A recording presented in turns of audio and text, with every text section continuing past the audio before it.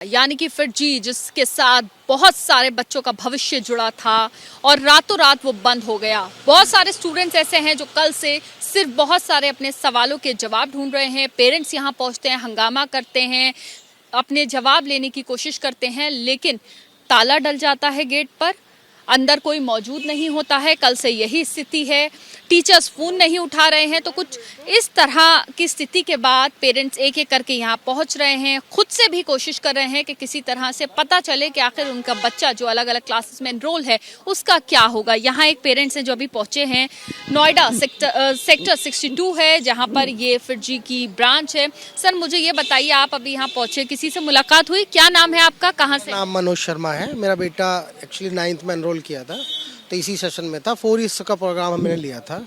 तो 4 ईयर्स के प्रोग्राम में इन्होंने एक तो लमसम पेमेंट मांगते हैं और एक ये कहते हैं कि पीडीसी वगैरह लगाएंगे और टाइम टू टाइम होता है। 7 लाख के आसपास की फ़ीस थी। अब मेरे को ये समझ में नहीं आ रहा, तब मैंने इनको कहा था कि ईयर वाइज फ़ीस लीजिए, ताकि यदि मुझे लगे कि अच्छा नहीं हो रहा तो मैं विड्रॉ कर सकूं, कि नहीं आप जब चाहें तो पीडीसी को रोक सकते हैं।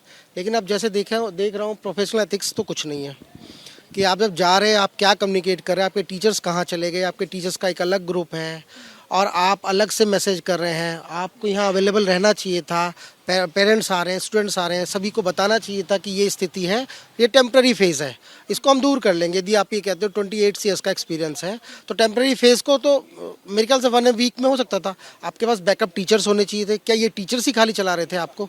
तो आपका क्या था कि फ़ीस लेने के लिए तो आपके पास सारे रूल्स और रेगुलेशन है, लेकिन क्या आपके पास बैकअप, आपके पास यहाँ रहने के लिए कोई रिप्रेजेंटेटिव नहीं था? सर मुझे बताइए, आप लोगों को एक ऑफिशियल मैसेज कब पहुंचा कि अब हम इंस्टीट्यूट बंद कर रहे हैं और आपके बच्चों को हम कहीं और शिफ्ट करेंगे? क्या कुछ ऐसा मैसेज आप लोगों के पास? मैसेज नहीं है। मुझे लग रहा है एक ग्रुप बना हुआ था टीचर्स का, जिसमें से 9th है, 10th है, 11th है, 12th है, जो भी स्टूडेंट्स हैं उसमें टीचर्स होते थे, तो वो कम्युनिकेट करते थे। तो उसमें से एक मैसेज आया कि आपकी क्लास फिजिक्स और मैथ्स की आकाश में होगी। तो अब ये समझ में नहीं आ रहा कि आकाश में क्यों होगी, वो उसको कौन भेज रहा है? फिरजी भेज रहा है कि खाली टीचर्स भेज रहे हैं? और टीचर्स भेज रहे हैं तो वो किस बेस पे भेज रहे हैं? क्योंकि फ़ीस तो हमने यहाँ दी है, क्या वो उसको अकोमोडेट करेंगे उस फीस को?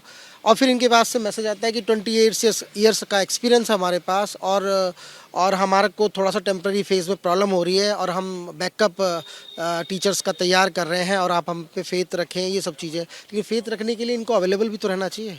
बताइए, तो कैसे पता चला कि इंस्टीट्यूट अब बंद हो गया है? मैसेज 2-3 दिन से सर्कुलेट चल रहे हैं।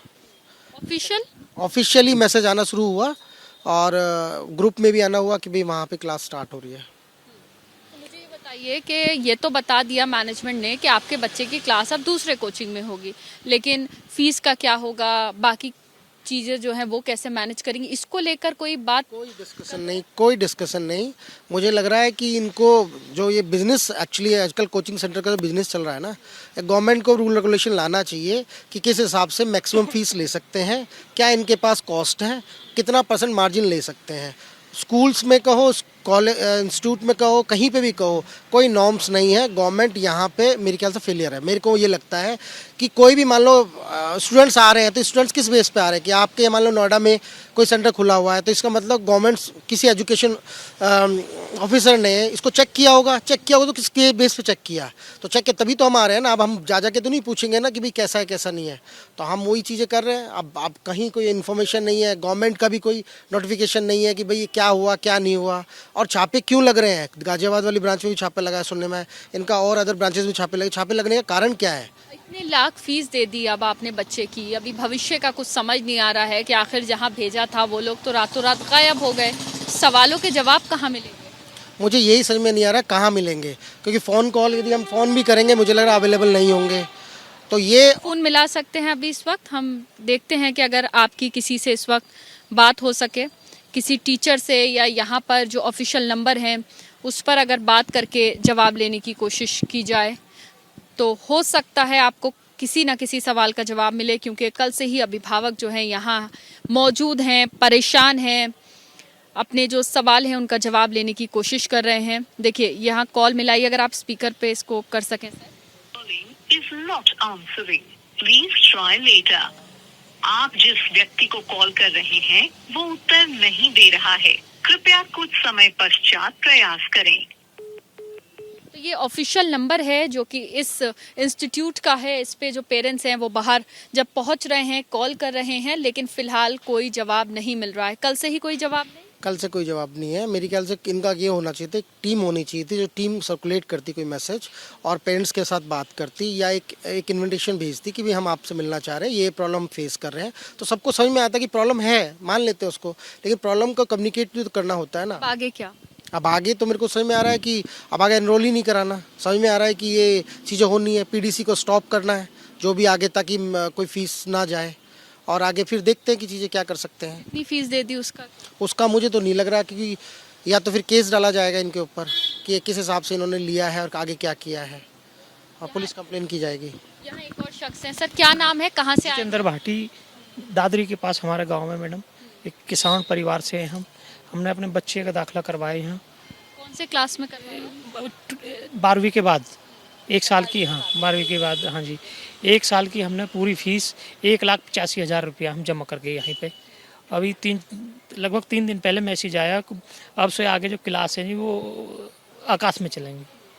उसी के रिकॉर्डिंग हम यहाँ आए जी, पूछना किसी से तो देखो तो ताला लगा हुआ जी, कोई नहीं मिल रहा, न किसी से बातचीत हो पा रही है, सबके फ़ोन बंद है।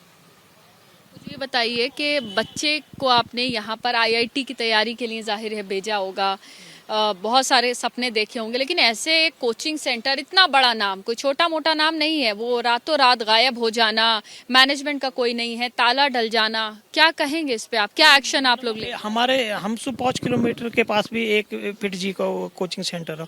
हमने उसके बजाय भी यहाँ दाखिला दिवाया। यहाँ लगभग हम 50 किलोमीटर डेली बच्चा छोड़ के जाते हैं, लेके जाते हैं। यहाँ थोड़ा अच्छा रिजल्ट है, उसकी वजह से यहाँ दिवाया। अब हमें लग रहा कि नहीं तो हमारी फीस मिल पाएगी, नहीं हमारे बच्चे को कोई भविष्य। अच्छा, हम जो कह रहे हैं सर कि यहाँ से बच्चों को हम कोचिंग आकाश में दिलवाएंगे, सामने वो कोचिंग सेंटर है, क्या लगता है कि आगे वो लोग अब अपने हिसाब से फीस लेंगे आप लोगों से? क्या करेंगे, कुछ जानकारी उन्होंने दी? नहीं मैडम, वो क्यों पढ़ाएंगे हमारे बच्चे? जब हमने पूरी फीस 1,85,000 रुपया हमने फिट जी में जमा करिए, तो वो हमारे बच्चे फ्री में क्यों पढ़ाएंगे? वो तो हम पे से एक्स्ट्रा फीस, वो तो नॉर्मल है जी, वो एक्स्ट्रा फीस लेंगे हम पे से। पेरेंट्स यहाँ पर हैं वो परेशान हैं, बहुत सारे सवाल हैं, उनके जवाब लेने पहुंचे हैं। यहाँ खड़े होकर जो ऑफिशियल नंबर हैं इस इंस्टीट्यूट के, उसको कॉल किया, लेकिन कोई जवाब नहीं दे रहा है। ताला लगा हुआ है, कोई सिक्योरिटी गार्ड नहीं है, कोई मैनेजमेंट या टीचर अंदर मौजूद नहीं है।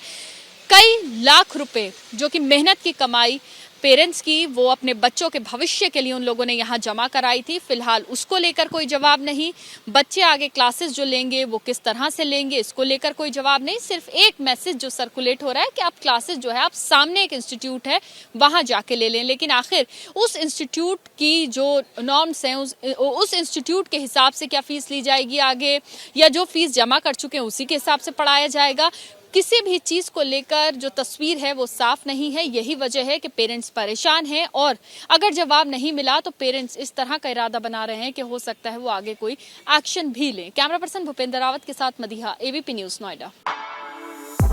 For exclusive and insightful videos, subscribe to our new channel ABP Live Premium.